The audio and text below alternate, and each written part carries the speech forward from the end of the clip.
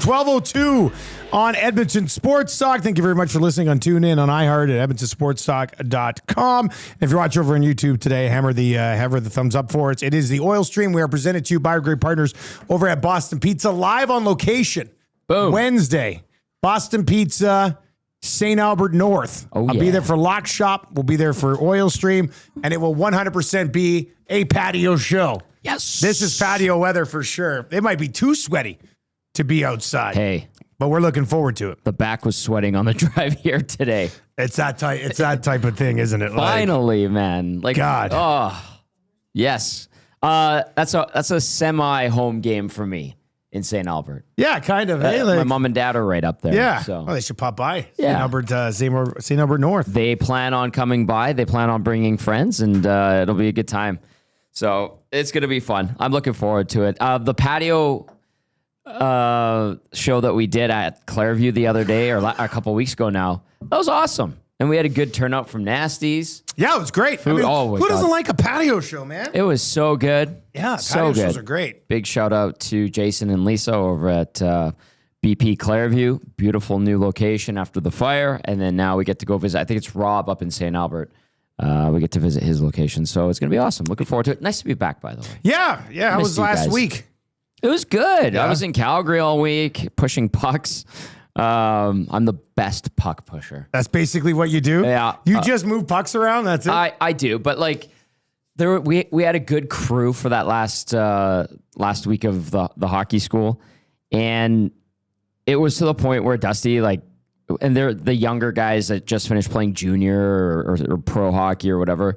Those are the ones you should be learning from, not a bum that played junior B 20 years ago. So I get team building. Just take the kids outside, play soccer, play baseball. That's nice. Let them run in the park a little bit. Yeah. You're basically babysitting. You're babysitting for an hour until they go back to they do floor ball, which is with the actual floor ball sticks? Yeah. I've always wanted to try to play with a floor ball stick. It looks pretty cool. It's neat. It's you fun. must hate them though, because it's almost like ball hockey. It's kids, man. Did you tell the kids they're that? not adults, so it's okay. I hate all of you, and don't ever try to play ball hockey when you grow up. No, they're not adults who get into fights over organized cardio and have jerseys and leagues and stuff like that. It's hockey. They're kids. What are you gonna do? Yeah, exactly. And then obviously the most important part of the day is their 2 on-ice sessions, but they need a little bit of downtime, and we take them outside and we do quote-unquote team building. And I think I might have only put in 4 or 5 hours on the ice all week. Really? And I'm very happy with it. My feet thank me. Yeah, it would have been tough if you're on the ice all week. Yeah. Good parents in Calgary, lots of Edmonton kids, and lots of, we had a kid from Scotland, Dante. Dad's a huge Oilers fan. From Scotland? From Scotland. Dante, did he have a hilarious accent? Oh, he did. Yeah, this kid was fire, man. I had to ref the semifinal of not ball hockey, but floor ball. And you loved it because it's like ball hockey. Oh, no, it was terrible because they were playing to get into the final, and it got intense. And this Dante kid was the star for there's the Oilers, Blues, Kings, and Rangers, right? Stuff, yeah. And it was Dante was the Blues had dominated. They're 6-0, and so they should have gone to the final. But Dante and the Oilers, he was cherry picking the whole time, and he was whacking the goalie, hurt one of the goalies. What? And I had to call what a little timeout. prick. Yeah, well. I mean, if you're hacking and whacking the goalies, that's what you are. He was getting roughed up, and he's itty bitty too, and he's got a mullet, he's got earrings. His dad was wearing a kilt, and his mom, they were bodybuilders. They were super nice. And so the kids all, after he hit the goalie, were roughing him up, and Dante started crying. And I'm trying to ref this damn game. I'm like, hey, get out of the way. Let's go. No, lost control. No penalty shot. And then 2 minutes later, Dante with his mom comes up, and he's like, they called me names and they hurt me. I'm like, Dante, you hurt the goalie. Yeah. I watched you smoke him across the arm with your stick because he covered the ball. And then the mom tells me in her Scottish accent what allegedly the other kids called Dante. It was not a nice word. It's not repeatable on here. It's probably the worst of the worst. And I was like, okay, I'll look into it. And I go and ask a couple of kids. They're like, no, we didn't use any bad words. We just asked them to please leave the goalie alone. And I'm like, no, you didn't, you little brats. Jeez. And then Dante, like I talked to him. I'm like, hey buddy, like you can't hit the goalie. I know the game's intense. Like you got to watch your stick. And he's like, I just wanted a penalty shot. I'm like, if there's a penalty against you, I'll call it. Literally, he goes up for next shift. They strip the ball away from Dante, and he like goes down soccer style. And I'm like looking at him, and he's staring at me, laying on the floor. And I'm like, Dante, get up, man. Like your team needs you on defense. And, get back there. And I had one of the group coaches, and I'm like, can you please go see what he's complaining about? She goes over there. She comes back. She goes, Dante just wanted a penalty shot. I'm like, I can't do that. And then they won in a shootout. So he got his retribution. It was these kids, man, like, I don't know if I'll ever have one, but every time I do the hockey school, I'm like, oh yeah, that's why. They're great when they're someone else's. So there's that. It is nice getting away from them, right? It's nice for a little while, and some of them are angels, and then others you're just like, are you the spawn of Satan? Because this is unbelievable. Jeez, are you the spawn of Satan? Some of them you're like, my what God, is it? Man. What happened to you? I like that kid's nice. That kid's nice. That kid's nice. You are the devil. This guy is not nice. Yeah. And like the things they say and what they do to each other, I'm like, oh, I don't need this. That's crazy. Yeah. Anyway. All right. So I think we're having a little bit of issues with the iHeart. I don't know if it's the tune-in as well. Just you're going to take a look at it? I'll get to the inbox. 780-218-9999. The Oil Stream presented by Boston Pizza. We're inside the Popeyes Louisiana Kitchen Studios. I'm back from holidays. Things ramping up. Oilers are going to be on the ice soon. Guys are starting to come back to town. What are the other things? Little renovations around Rogers Place. That's the latest. Little things that really wouldn't be noticed. And then what else? There's not really much going on. It's pretty quiet right now. Probably. Yeah, I mean it's late. It's late August. I'm not expecting much to be going on. Probably see less of Paul Coffey around the arena and the city this year. So I think he's figured out that you can run the team from thousands of miles away, like the owner and the president or CEO of hockey operations. We believe that iHeart is fixed. Trev came in and fixed it. Apologies for that. I think the show started probably and then it sort of kicked it off. Oh. Matt at the Garrison says, you announce FM and the online streams just get pissed off and cancel EST. Unbelievable. Wouldn't that be something? Hey, that's a great thing too, by the way. Nice to let the cat out of the bag. Yeah, I think that'll be kind of cool. It's something we've been working on for a little while, but if you missed it earlier this morning, starting on September 3rd at 6 o'clock, it will be the Nielson Show simulcast live on 95.7 Cruise FM. So excellent. Everything continues the same on YouTube, TuneIn, iHeart. You really won't notice much of a difference at all. If you're listening on a radio in a vehicle, you will hear when Eric does a sports update, Cruise will send it to some commercials. But outside of that, our show on all of our platforms remains the same. And I mean, in the end, it's a great marketing opportunity for us to be on an FM signal in the morning, crystal clear, static free, and be plugging everything else that we're doing. It's going to be good. Something that has. Were you telling me that this has not happened? I don't think it's ever been done. I know in like a major market, it's never been done. I'm wondering if there's like secondary markets in Ontario where there was like an FM. Like, didn't Jim Lang go do something somewhere? But it's like there's never been sports talk, like a sports talk morning show on an FM station. This is awesome. It's kind of cool. In fact, my phone's been blowing up from fellow members of the media texting us congratulations today. It's cool. Like, it's awesome. Nice new partnership. The simulcast. I was kidding. Oh, really? Yeah. You know those guys. Oh. It's pretty sad. I had one text. But whatever. What are you going to do? But can't win everybody over when you go rogue and have success. It's kind of tough. No. Yeah. Very cool. Another feather in our cap. And just another example as to why we're the best sports station in the city. So 780-218-9999, 780-218-9999. We will get to a few of the conversations. We're going to dive into the numbers game for Play Alberta here, obviously discuss Skinner versus Koskinen. So we'll get into that. Excellent. Skinner running away with it, which I guess probably isn't surprising. Popeye spicy headlines. So Connor McDavid, so Jeff Jackson chatted with Jeff Merrick next to a lake. A very Fancy comfortable conversation. Like yes. Casual. Jeff does well, I think. Yeah. I think he probably does okay. I think both Jeffs have done well to quite well. I think Jeff Jackson probably more than Jeff Merrick. Nothing against Jeff Merrick, but I mean, Jeff Merrick. Jeff Jackson was a very successful agent for a long time, has tons of money. Yes, and I would say when it comes to the mountain that is Canadian media, Jeff Merrick has been at the tippy top for quite some time and continues to do very well. That's a great get for him, by the way. Yeah, no, it's awesome. They clipped part of it, put it up. I took a listen to it. It was just like, why basically Merrick asked Jackson, why aren't more people panicking that this deal isn't done, right? Like, he's like, how is that? Why is it so calm right now? And then Jackson kind of laid out what you would think. McDavid's been here for a decade. The team is a Stanley Cup contender.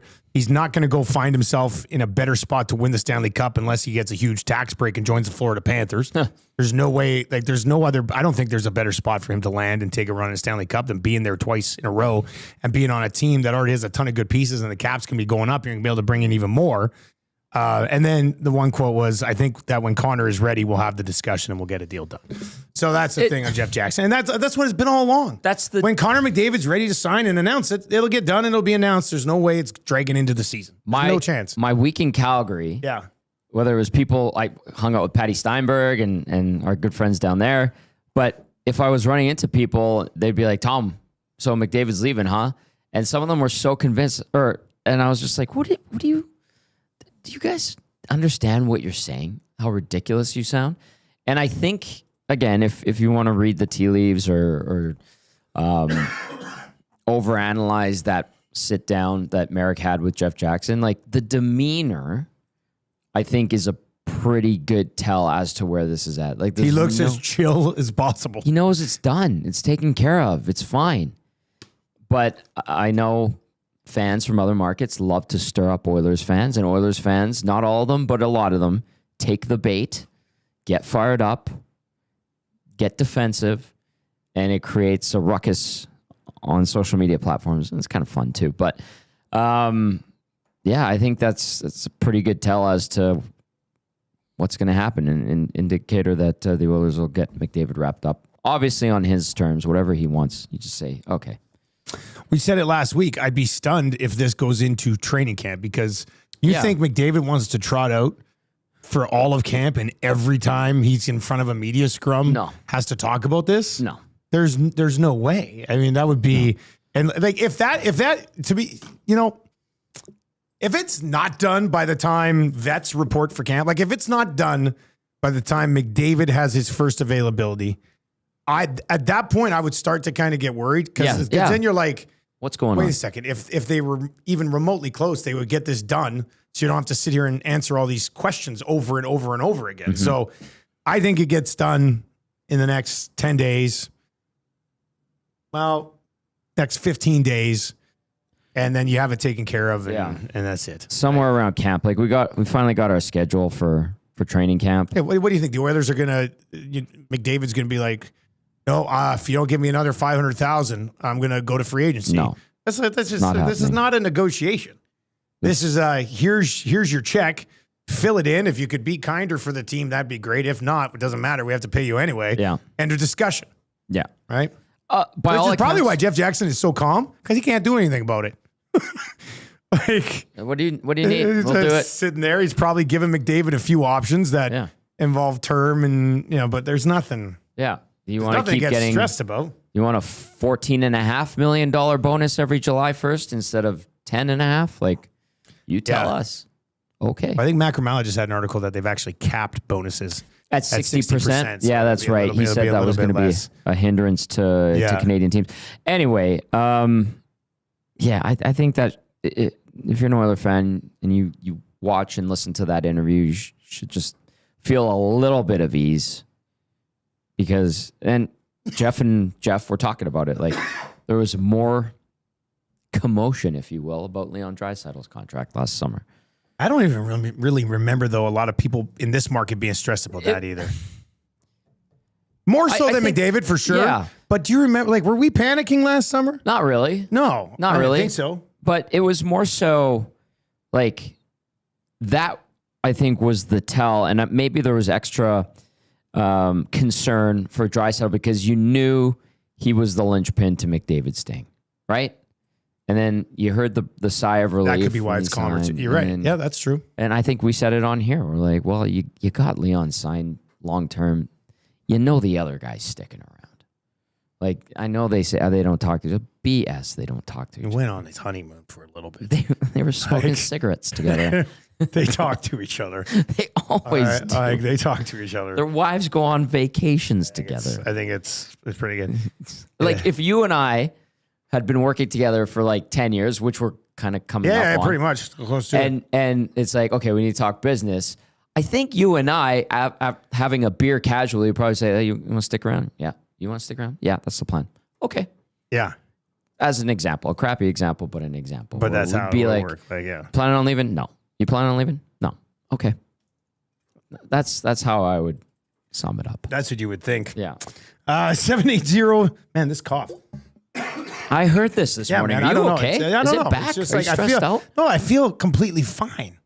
It's just like this cough. It's like this little tickle that just popping up. Oh, it's got to get out. It drives me nuts. I'm taking a lot of stuff for it, but it's just like, it sucks. We have a big game this weekend. I feel completely fine. Oh, yeah. I mean, yeah. Hopefully it'll be a little bit better. You'll be all right. But you'll be fine. By the way, thank you to everybody who got a spot on the Labor Day buses. We believe they're sold out. Sounds like and they'll it. now be taking waiting list.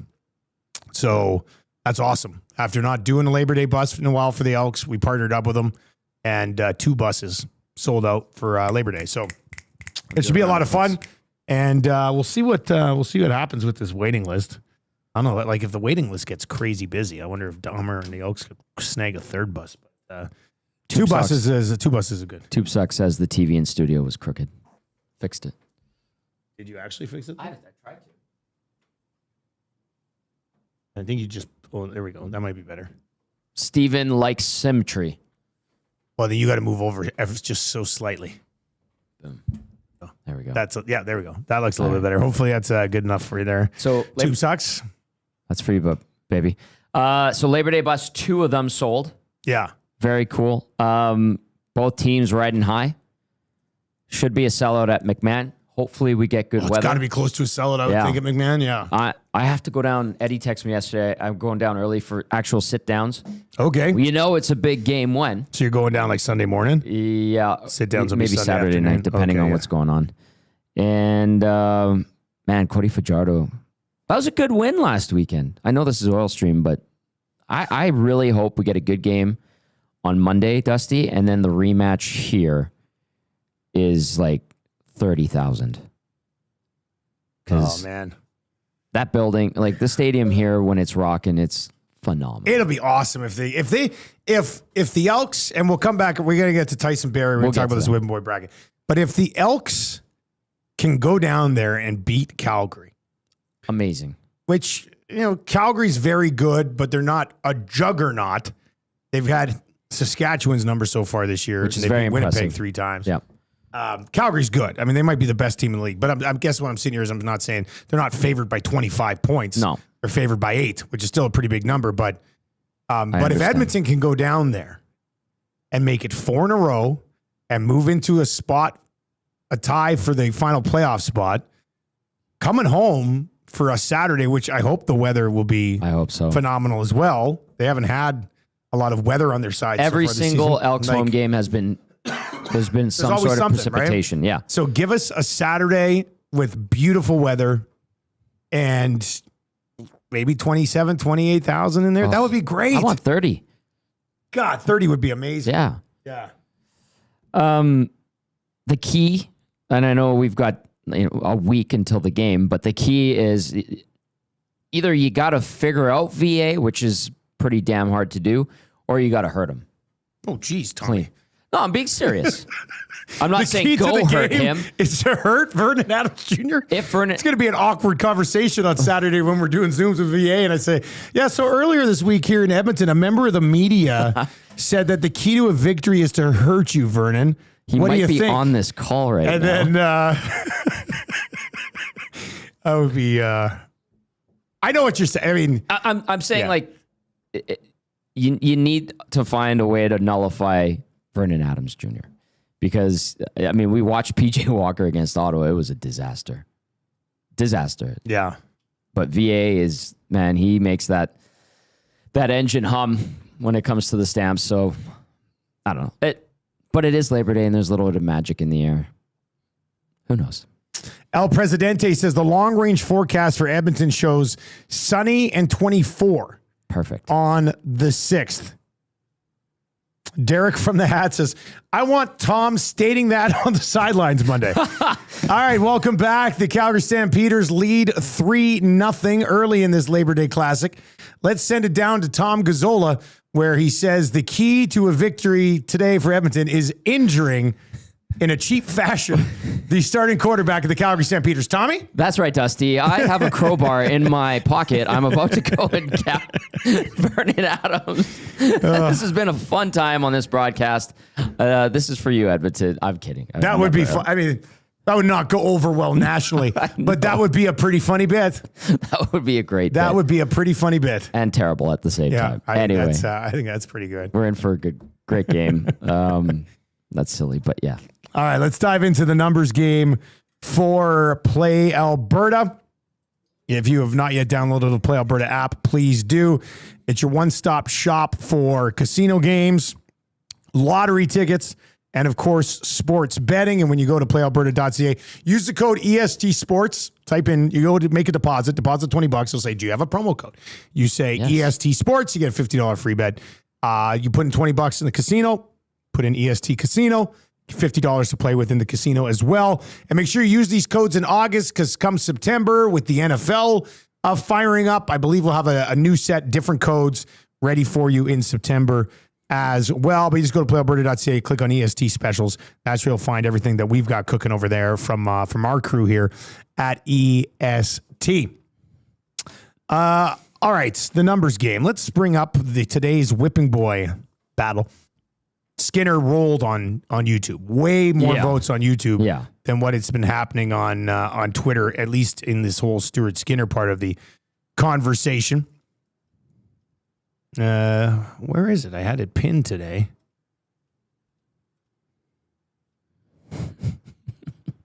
Where the hell's the vote? I thought you had it. Where it was on my Twitter account. X. Yeah. And then I pinned our weekday mornings from 6 to 9 on Cruise. Right. Does that delete the previous pinned tweet? I think it just. I think it does. No, I thought it was just supposed to unpin it. Oh, it doesn't and put it delete back down. Yeah, that's what I'm talking about. How come I'm not seeing the vote right now?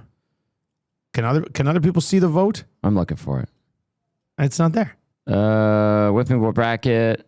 Skinner, Koskinen. I have it right here from 5 hours ago. Why do I not have it? 64.2% Skinner, 35.8 for Koskinen, almost 1,000 votes. All right. From this will be morning. probably the most voted on one, as I think people try to push the vote down on Skinner. And some comments. Because they try to say that. Go ahead, hit some of those comments. Can't I see this? Oily Big Boy. Yeah. At Oily Big Boy says, Skinner is now because he's literally the reason we don't have a Stanley Cup with his dog expletive play. So we'll talk about that, yeah. But Koskinen was run the hell out of town with quickness. LOL. Real ones remember this MF let in the first shot of almost every single damn game. Spotted the other team a free goal. Some foul words in Sounds there. about right for somebody who wants to chime in on a whipping boy bracket, I think. Yeah. Mafti Navu, Aaron, says, Koskinen never had fans say he single-handedly cost them 2 cups. Jeff Sidian says, Skinner just had the fans criticizing him, has full media support. Koskinen had fans, but also the media all over him. Got to go with Koskinen. Koskinen is a worse goalie, guys. Like, I know you want to point to numbers, but when he went in net, you're like, anything had a chance to go in at all times. But I think some people think that's the same thing for Skinner. That is true. Now, this past season, there were moments like that for Stu. but in years prior, he was generally pretty reliable until certain parts of the playoffs. Again, Koskinen was 30 years old, had played 39 or 31 NHL games, and got a 4-year extension, which was ridiculous. Or no, was it a 2-year extension worth 4? Koskinen? Yeah. Oh, no, it was a 4-year. It was at least 3. Let's bring it up. Right. Mikko Koskinen contracts. Calvin Pickard Glazer says Skinner gets it more because he deserves the criticism more. Yeah, it was a 3-year deal, buddy. And somebody, no, it was a 4-year deal. Yeah. No, 3-year deal. But he 4.5, 4.5, 4.5. Maverick. He had a 2.5 when he first came over. Then he went 3 for 4.5. It was a terrible contract. I remember, didn't Strutty read it on air and start laughing? Or no, he read it to me and I started laughing. Right. I refused to believe it. For good reason. Anyway, I firmly remember Koskinen letting in 4 goals on 4 shots to the Vancouver Canucks. And it was like 12 minutes into the game. And it was going so poorly. He tried to slam his stick and break it against the post. And Dusty, guess what? Didn't even break. You know it's bad when that happened, eh? Like, yeah. I still think Stu Skinner is the better goalie of the two. I think he has a higher ceiling. I think he can bounce back. If he doesn't this year, then yes, I could see the Oilers moving on. I think their patience is starting to wear thin because they want to win now, obviously. But to say that he cost them the cup, I think is a little bit unfair. The Florida Panthers were just better than the Edmonton Oilers. Both Koskinen and Skinner have a career save percentage, the exact same number. And Koskinen was 906. And Koskinen was on worse teams. Yes, he was. But he let in. Skinner lets him. No, I mean they both let it. They've both let in. I mean, this is the reason we have these damn goaltending conversations all the time. I mean, they both let it. Like most goalies, every goalie lets in the odd goal that shouldn't go in. Of course.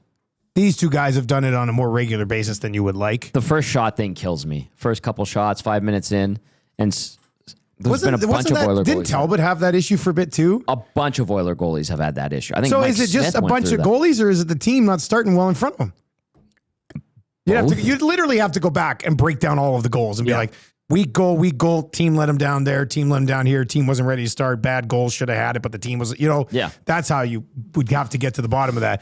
This just in, none of us have the time to do that. Yeah. But if somebody wants to go back and look at all of the last first goal and first games. shot, let's see if we can get it. I do think, and I know there's a portion of fans in the market that think all we do is praise and defend Stuart Skinner, which I think you're probably taking it too far. And nobody in the media, I specifically say in EST, I don't really care about, but nobody in the media or nobody at EST criticizes Stuart Skinner. There have been a lot of us that have criticized Stuart Skinner. Yeah. I have defended him when I think the criticism has gone too far. After shutouts in the playoffs, when people are still bitching about Stuart Skinner. I will also say this, though. I do think saying that he single-handedly cost them 2 cups, which is what that one person said. That was the text. That's the perfect example of why he's going to go deep in the whipping boy bracket. You're hanging the entire Stanley Cup loss on Stuart Skinner, which I think is probably going too far considering in a game 7, he allowed 2 goals. Team with 2 of the best offensive players that we've seen in 20 years only scores 1. Correct. And they lose a game 7. And then this year, Skinner and I believe at the time, I think it was probably the conversation, the entire team in front of him got owned by the Florida Panthers for the second half of that series. 100%. So now did he go out and have a game or two that straight up Bobrovsky's them too? Like Bobrovsky early in the Cup final 2 years ago was brilliant. That first game especially. Remember, you're just like, damn, look at Bobrovsky. He just stole game 1. You know, it's so to me, it's too much to say, and to be honest with you, it's ludicrous to hang it on any one player, even the goalie. Fair. But Stuart Skinner is not single-handedly the reason they don't have 2 Stanley Cups. That's just going too far. It just is. That's fair. It's incredible how the narrative can turn on specific players very quickly. It's usually about a week or two process. Happened to Darnell Nurse. Happened to Stu Skinner this past year. It swung the other way for Jeff Skinner. Remember that he's a bum. You can't. Why is he? Yeah, and then it kind of came around. People like, put this guy in the lineup. He's a top 6 guy. And every time they put him in the top 6 until later in the season, he really didn't do much. And you could tell that Knobloch and the coaching staff didn't have faith in him, didn't trust him. The way he played the game, the way he followed the system wasn't up to their liking. And you're just like, well, I don't know what's going to happen with Jeff Skinner. If he plays 10 minutes tonight, maybe he scores. He might get a scoring chance. He's good at scoring. He's done it a lot in the NHL. But it turned from him being a waste of salary and money and a bad signing to we need this guy in for games in the Stanley Cup final. And he needs to be in a prominent role on the top 6 with Leon or Connor. And it's like, wait a second. I mean, the guy that could barely play like 7 minutes a night that nobody cared for and said was a waste. And it can shift like that pretty quickly. Both ways. Let's get to some of your reaction over on YouTube. If you're watching on YouTube today, hammer the thumbs up for us. And of course, if you're listening on TuneIn or iHeart, EdmontonSportsTalk.com, sorry for a little hiccup earlier in the hour, but text us at 780-218-9999. Let's dive into a few of the chats over there. Statue Boss Production says, guys, if we're ranking level at fault for losing the cup, McDavid is above Skinner, especially in 2024. Scott Thompson says, first goal in Saga, it's a chicken and egg thing. Bad/slow team start versus bad/slow goalie start. I get that. El Presidente says, last season the Panthers got healthy for the playoffs and were healthy in the finals compared to the Oilers, who are obviously missing a pretty big piece, and then also had some guys who just simply weren't where they needed to be. Yeah. Yeah, that's fair. Outright, like, you know what's funny, too? Just, like, reflecting on the Cup final and you know, people would come and chat with us when we were on location for pre- and post-game or wherever we were, and they'd be like, oh, man, what happened to this team? What happened to the Oilers? You know, they can't get goals. They can't do this. They're not defending well. It's like, you know, they just ran into a team that was better than them in pretty much every facet of the game. And that was the result. And it's okay to admit that. You know, I think, you know, we naturally instinctively go, well, what happened to this team that we follow and cover? Why aren't you guys doing stuff the right way? Why aren't you playing at the same level you were in the first round? And you forget or disregard the opposition is that much better. And I think that's what Florida is. So I'm reminding myself of that right now. That is the numbers game. It is the Whipping Boy bracket. It looks like Skinner will, in fact, be advancing, knocking off Koskinen, and heading into a huge Final Four matchup against Darnell Nurse, who won last week. Oh, we're defenders of Nurse, by the way, as you know. Oh, I know that. It's going to be really tough for us because all we do is defend Nurse and Skinner. Meanwhile, we have to sit here and talk about which one everybody hates more in a Whipping Boy bracket. So can't wait. We'll see how that goes over. Tyson Barrie calling it a career. Yeah. Are you surprised he still can't, like... what is he, 34? Yeah. Like there might have been a couple more years there with Barrie. Sure. But like, I think last year was the tell that the appetite for Tyson Barrie around the league might not have been as big as before, obviously with him latching onto the Flames and as a PTO and then making the team and in and out of the lineup. But he was a good player for a long time. I mean, he did some really good things in the NHL, very successful. I felt like he was around Edmonton shorter than I thought he was. He made an impact on that room. They called him Vibe Daddy for a reason. Vibe Daddy. He was what Vibe a handle. Daddy. And I'll tell you what, that guy's a pro's pro. Like, he would be there to answer anything post-game, after wins, after losses. He was honest. He was great. He was great to chat to as well, Dusty. If you ever get a chance, like on practice days or morning of games, without the mic, and just talk about something else, like he was on top of it. Just a good guy. And I think he's got some business ventures he's working on. I think he has a beer that he launched a year or two ago, and he's got some other stuff. He was a good NHLer. I remember when he was in the AHL playing against Oklahoma City for, I believe he was with Lake Erie, Colorado's farm team, and he was the best player pretty much every night in those games as a young 21-year-old, and sure enough, it translated to the NHL. Led all defensemen in scoring the shortened season. 48 points in 56 games, yeah. And he was a part of the makings of a great power play. And then it really was, well, this might be a bit of an overstatement, but we can look at the years. Bring up the Oilers' power play year by year. Okay. Because I want to see if it was when they finally added Barrie, is that when it started to go supernova? Right? If he came on board, and I know it was already pretty good before, but we talk about this all-time power play. He came on board in the 2020-2021 season. Yep. 48 points, then had 41, then had 43, and then that year he had 43. He got shipped off to Nashville, and then just 13 games in Calgary last year. But yeah, what was the Oilers' power play in 1920? And what was it in 2021? Well, That's 2021 was 27.6%. 27.6 in 2021? Yeah. I'm just looking up. Did you say 27.6? That's right. Okay.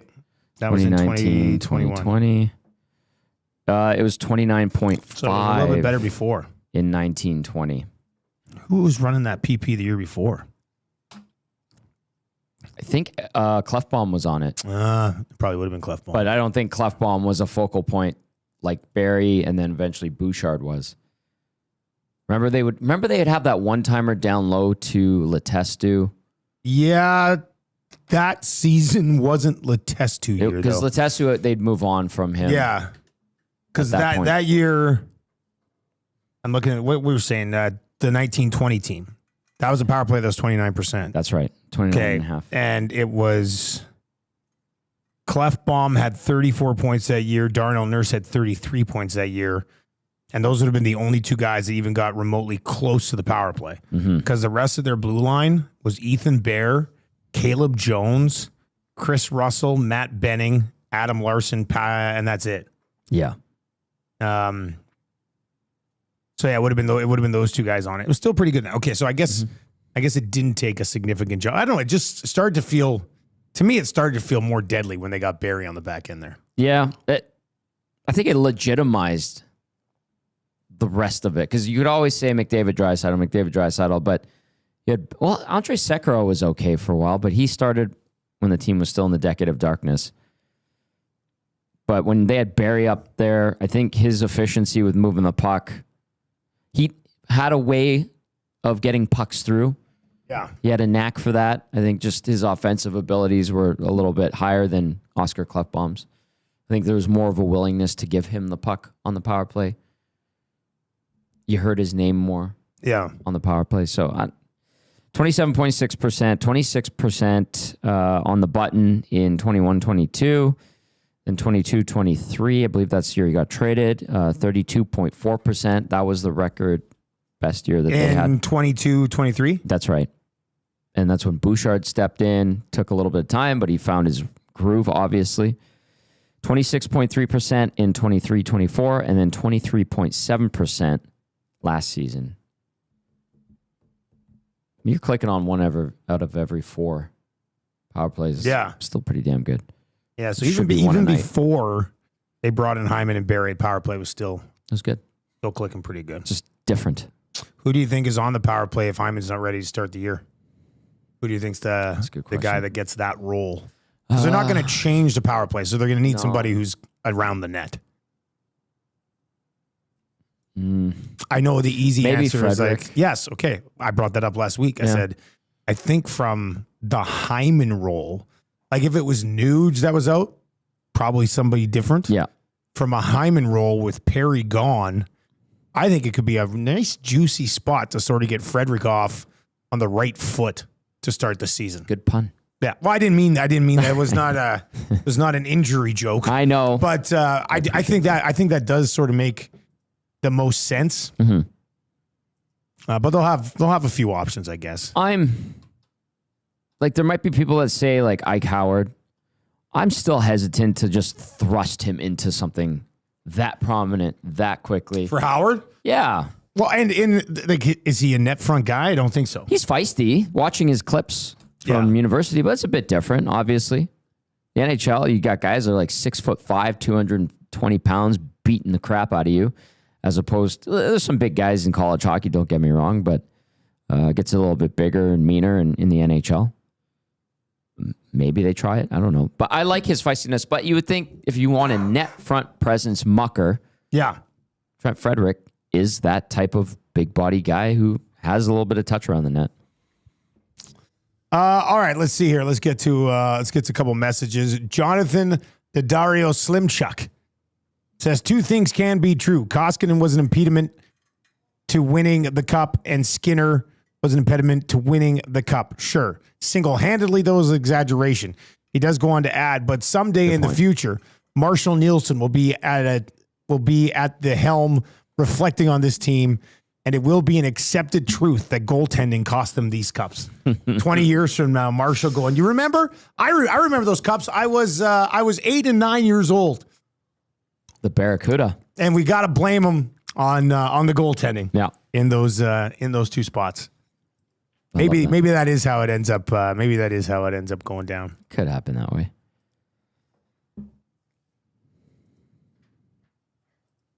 All right, 780-218-9999. Pat is in. It says Koskinen was ready to go for it in this bracket, but then he let in the first shot. This time he made it to the second one. Library Pass says, Dusty, since Skinner is almost certainly advancing in the bracket, please open the show tomorrow with the He's a Winner song. Ah. Yeah. Someone was singing that to me in Calgary. He's a winner. Stuart Skinner. Who's singing that to you in Calgary? A listener in Calgary. Must have been Pat Steinberg. No, but Patty loves, we're big fans of Pat Steinberg and vice versa. Mex Bazuzu says, guys, what is Alex Chason doing these days? He retired. He just retired too? He did just retire, yeah. God, those were the days. He was really good to talk to as well. There was a guy that had to latch on, got a PTO, turned it into something, 20-goal season. Very 22, simple. then 11, then 9. He actually carved out a decent career. Won a cup, didn't play in any of the playoff games, though, with Washington. Got the cup, though. Has his name on it. He was a good guy. I like talking to him. He didn't play any games in the cup final. Played 16 in the playoffs. Right. Sorry, that's what it was. Played in the cup final now. That's the one. So anyway, that's where he is. If you were wondering a ton about Alex Chason today, Statue Boss Productions as well. Goaltending didn't win them cups. Bronco Nick is asking, any PTO goalies out there? Have not. You know what's an interesting one, but this guy's not a PTO. It's Connor Ingram. Like, what's kind of odd man out where he is right now? Well, I mean, they've got Vamelka in Utah, and Ingram actually kind of took the net away from him. Who's the other guy? In addition to him, there's another guy. I know this because we were talking about the Juan Rincon Hockey League draft. Somebody took Ingram, and then we were looking at their list of goaltenders. I'm like, I don't know about this. Who is it? It's Vamelka. Who's the other guy? Mammoth. There we are. I like that Mammoth logo. So do I. And you know what's nice? Not having to hear people go, the hockey club. Vanacek, too. Vitek Vanacek. Yeah, they just went out and got him. Yeah, Vamelka and Vanacek will be there. So that might mean a guy like Ingram shakes loose. I don't know if you saw it, but he finished up the player assistance program, and he's out of it now, so that's good. But he had moments in Arizona and a little bit in Utah, I think, too, where he kind of took the net for a bit. He did. And looked all right. His career record is 39, 44, and 15 with a 3.14 goals against average and 902 save percentage. So not great. So just like, to me, the whole goaltending conversation, and this will continue through the year, could continue up to the deadline. Mm-hmm. If there is a goaltending conversation after the deadline, they're screwed. So like whether they don't acquire somebody and then you're like, if like to me, your goaltending at the deadline before, if it's not a conversation, then you're good. And if it is a conversation before the deadline, it can't be a conversation after the deadline. Like you'll have to address it in some way, shape, or form. If you get to the deadline and there are still people in this city and who knows, maybe it is all of us going, like you cannot go to the playoffs with the way Skinner is playing right now or the way that Pickard and Skinner are playing right now. Yeah. So to me, post deadline, goaltending had damn well better not be a conversation here. But what I guess I'm trying to say here is that a significant upgrade does not really likely loom in the future here. But Connor Ingram would be the example of something different. Yeah. Something different. His numbers, I mean, now his numbers are behind the Coyotes. So there's that. Yeah. But that's the, hey, let's try something new scenario that could eventually play out this season. Which I'm not opposed to. I mean, like it's within the realm of possibilities. Let's see what happens. Again, Stu Skinner is 26 years old. He could bounce back. A lot of people probably think he won't. I have no clue. For the sake of him and the team and the city, hopefully it happens. I think you know what you have in Calvin Pickard. Ingram's 28. He's got really good numbers in the American League. But did Stuart Skinner's numbers in the American League not like improve every single year? Yeah. And like it started to look like they were pretty good too? Yeah. Like he was what do they call it? Over ripened. He was ready for the step up.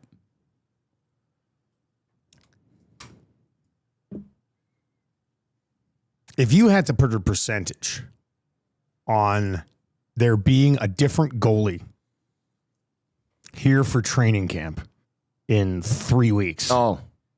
Is it 0? 25%.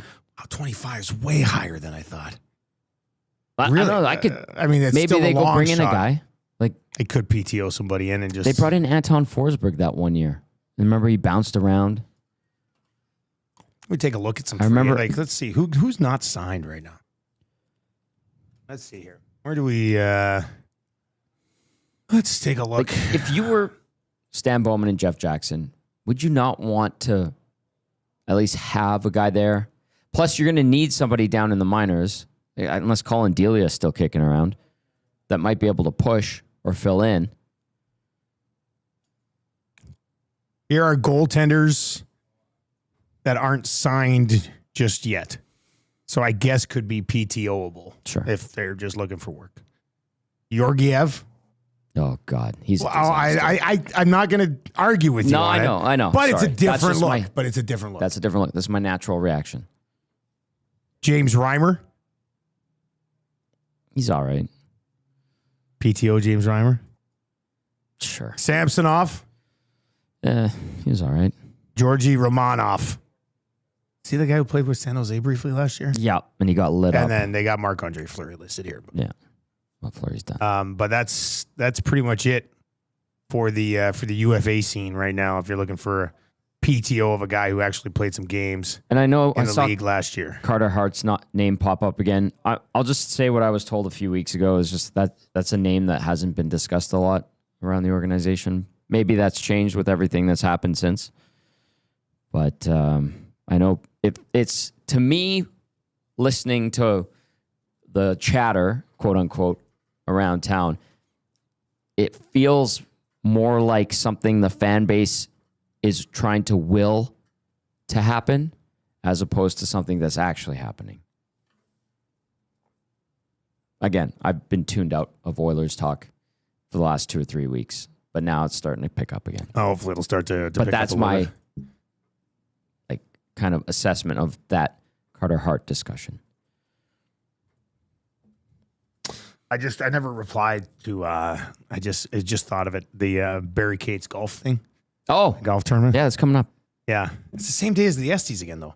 This is the second year in a row. It's the I same know. day as the Estes. I'm like, I'm just applying to Deanna. I'm like, I feel bad. I didn't get back to you in time. I know it's done, but I'm just explaining to her that the Oilers need to stop scheduling this media golf day Do you know for the afternoon of the Estes. we have a black tie formal that night? What are we doing here? Smarten up. Anyway, she's a very nice lady. She's awesome. And I feel bad I didn't get back to her sooner.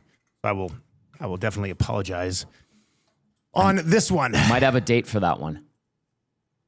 What do you mean you might have a date for that one? What are you talking about? For the Oh, for the Estes. Yeah. What? I thought you meant you were taking a date to the to the media golf tournament. I was like, no. What are you talking I'll about? go to the tournament until I have to leave for the Estes like last year. So what is this date? Oh, she was at the Nasty Bash. Which one? Oh, stop it. So like Nasty Bash girl. No. Oh, very nice. She's Are you guys dating now? No, That's don't. pretty quick. don't. I think you are. Are you going to marry this girl, Tommy? No. Oh, it'd be nice for you to have a date at the Estes. I'm looking forward to it. Yeah. I wonder what she'll think when you go up on stage to accept an award for trying to kill Reed Wilkins with a peanut butter cookie. Which may or may not. She'll probably look at our young guys and be like, are any of you single? Well, let's be honest. That's what she should be doing. Yes. Sorry, nothing against you, Tommy, but not you, Zach. Get that look wiped off your face, you creeper. Oh, you'd love her. Zach over there is like, you are funny, Zach. What's coming up in EST afternoons, buddy?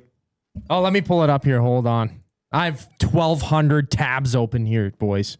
All That's right. it? Well, that's it. It'll be Matt in for Hernan, who's off for the next 3 days. And, of course, Joaquin rolled by. He was already cleaning out the fridge, by the way. So Does he the might fridge need to clean out? I Yeah, he vacuumed said- in here today. Yeah, you did. Yeah, I did a very pretty good great. job. I Yeah. vacuumed like 85% of the office. Yeah, and I have to do the other 15 after my shift today. It's just Yeah. tough because we can't get in here when people are on the air. Yeah, so. yeah, exactly. Yeah. We'll recap the Elks' third win in a row Boom. out east, and then David Drabiuk from the Alberta Basketball Executive Director will be coming by. Well, not coming by, phoning in. Faces of the franchise, and then we'll talk some NFL fantasy football in the second hour of the program. So locked and loaded. That sounds like a good show. It will be. I look forward to listening on TuneIn or iHeart while I'm driving or watching on YouTube from my office. Lovely. And then in the future, you can listen to The Nielson Show on 95.7 Cruise FM, weekday mornings from 6 until 9, Lovely. which should be pretty good as well. All right. And then, yeah, you are on. I'm in for Reed this Wilkins. after. Big shoes to fill. I know. He called me this morning to wish me luck. Oh, what a guy. He's the best. Have you ever met a guy better than Reed Wilkins? The answer is no. The answer is no. The answer is no, you haven't. All right, that's going to do it for the Oil Stream today. Next time you see us on the Oil Stream or listen to us on the Oil Stream, St. Albert North Boston Pizza patio show on Wednesday for Lock Shop and the Oil Stream. St. Albert Boston Pizza, Wednesday, 11 o'clock. I'll be there. Should be a pretty good time. For Tom Gazzola, I am Dustin Nielson. Thank you to BP's, Popeyes, and Play Alberta for presenting parts of the Oil Stream. I'll talk to you tomorrow morning on the Nielson Show.